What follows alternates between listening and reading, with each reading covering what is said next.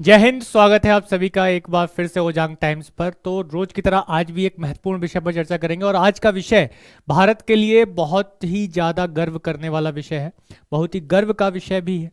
यहाँ विषय यह है कि चंद्रयान 3 जो कि भारत का एक बहुत ही महत्वाकांक्षी परियोजना है, इसरो की एक बहुत ही महत्वाकांक्षी परियोजना है। चंद्रयान 3 अपने खतरनाक पड़ाव को पार करके चंद्रमा की कक्षा में पहुंच गया है और वहां की कुछ तस्वीरें भेजना भी उसने शुरू कर दिया है। तो भारत की जो एक शिक्षा प्रणाली है, शिक्षा पद्धति है, उसमें कहीं ना कहीं प्राचीन परंपराओं का, प्राचीन कलाओं का समावेश रहा है। और उन्हीं कलाओं के बदौलत या उन्हीं शिक्षा पद्धति की बदौलत आज हम देखते हैं कि हमारे पास इतने अच्छे माइंड्स हैं, इतने अच्छे दिमाग हैं, जिनकी वजह से हमारे साइंटिस्ट और हमारे जो अन्य लोग हैं वो लगातार आगे की तरफ विकास कर रहे हैं। क्यों कर रहे हैं?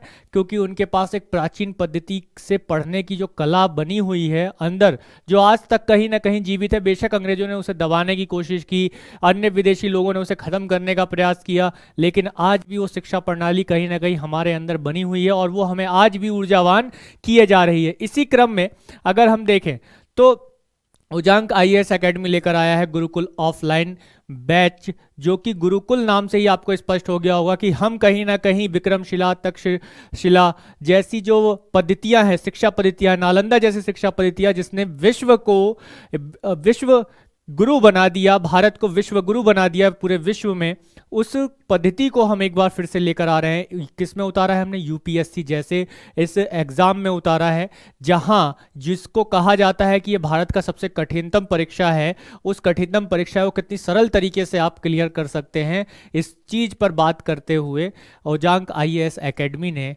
गुरुकुल ऑफलाइन बैच को इंट्रोड्यूस किया है। तो ऐसा ही एक माइंड हमें बनाना है, हमें अपना भविष्य इस तरीके से सुरक्षित करना है कि हम कठिन से कठिन चीजों को बहुत ही सरलता के साथ अचीव कर सके, पार कर सके। तो उसमें से एक ऐसा ही एक सफलतापूर्वक यान है हमारा चंद्रयान, जिसने बहुत ही सरल तरीके से, हम देख रहे हैं कि अब वो चंद्रमा की कक्षा में पहुंच गया। एक सॉफ्ट लैंडिंग भी जल्द ही करेगा। तो इस विषय में जो सूचना हमें मिली या जो सूचना आई, उसमें हम यही चीज देखते हैं कि जो न्यूज आई कि Chandrayaan 3 successfully lowers lunar orbit, what is the ahead moon soft landing.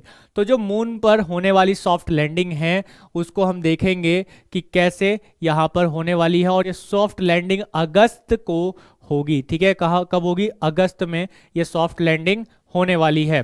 तो चंद्रयान 3 की अगर हम बात करें तो Chandrayaan 3 mission achieve the crucial milestone. उसने एक जो एक खतरनाक पड़ाव होता है, कौन सा पड़ाव? जब पृथ्वी की ग्रेविटी से निकलकर चंद्रमा की ग्रेविटी में प्रवेश करना होता है, चंद्रमा की कक्षा में प्रवेश करना होता है। ये बहुत ही क्रूशियल इवेंट होता है किसी भी उपग्रह के लिए। तो यहाँ चंद्रयान 3 ने इसको बहुत ही सरलता के साथ सक्सेसफुल कर लिया है, पार कर लिया है, जो कि भारत के लिए गर्व की बात है। और मून के ऑर्बिट में एंटर कर गया है, पृथ्वी के ग्रेविटी को छोड़कर, पार करके। तो ये एक तरीके से तीसरा टाइम है जब भारत का कोई यान, जिसे हम चंद्रयान कह रहे हैं, चंद्रयान 3, इसने क्या किया है कि भारत और विश्व की जो एक ग्रेविटी है, या हम कह दें कि पृथ्वी की जो एक गुरुत्वाकर्षण शक्ति है, उसको पार करके चंद्रमा की कक्षा में प्रवेश कर गया है। तो यहाँ ये इसरो के लिए बहुत ही सक्सेसफुल बात है। Has successfully instant the space craft into the lunar orbit apart the doing so into the Martian orbit. तो अब यहाँ पर ये देखने वाली बात होगी, और देखने वाली क्या बात होगी कि इस बार 100% हम इस बात के लिए सक्सेसफुल होंगे कि चंद्रमा के दक्षिणी ध्रुव पर दक्षिणी ध्रुव पर, साउथ पोल पर 23 अगस्त को लगभग भारतीय समय के अनुसार 5:47 पर हम लैंड करने वाले हैं। सॉफ्ट लैंडिंग होने वाली है कहाँ पर? चंद्रमा के दक्षिणी ध्रुव पर। और चंद्रमा के दक्षिणी ध्रुव पर पहुंचते ही भारत विश्व का जो देश, ऐसा एक उन देशों की में गिनती हो जाएगी जो देश सॉफ्ट लैंडिंग कर चुके हैं चंद्रमा पर। तो इस क्रम में अब हमें इंतजार है 23 अगस्त का और 5:47 का, जिस दिन एक खबर आएगी, ऐसी खबर जो पूरे विश्व को हिलाकर रख देगी, पूरे विश्व के साथ एक नाता अलग जोड़ देगी, पूरा विश्व नतमस्तक हो जाएगा एक बार फिर से भारत के सामने। और ये सब संभव हो पाता है भारत की जो एक इच्छा शक्ति है, भारत के लोगों के अंदर की जो इच्छा शक्ति है, जो कमर्थता है, ये आती है भारत की प्राचीन संस्कृति से उनके अंदर। और इसी प्राचीन संस्कृति को देखते हुए ओजांक आईएएस एकेडमी लगातार कई सिलेक्शन देता आया है। और इस सिलेक्शन में से एक सेलेक्टेड कैंडिडेट हमारे यहाँ आ रही हैं। एक ग्रांड सेमिनार का आयोजन ओजांक आईएएस एकेडमी कर रहा है। इनके स्वागत में Divyanshi Shringla 2022-23 UPSC toppers rank 95 के साथ ये आ रही है। तो हमारे गुरुकुल कैंपस में, नोएडा के ओजांक आईएएस एकेडमी के नोएडा गुरुकुल कैंपस में आप सभी का स्वागत है। ये एड्रेस आपके सामने है और ऑर्डर डिटेल्स के लिए आप फ्री रजिस्ट्रेशन के लिए नंबर्स पर कॉल कर सकते हैं। तो कल 8 अगस्त या को 1 बजे सभी लोग इस सेमिनार को अटेंड करना ना भूलें।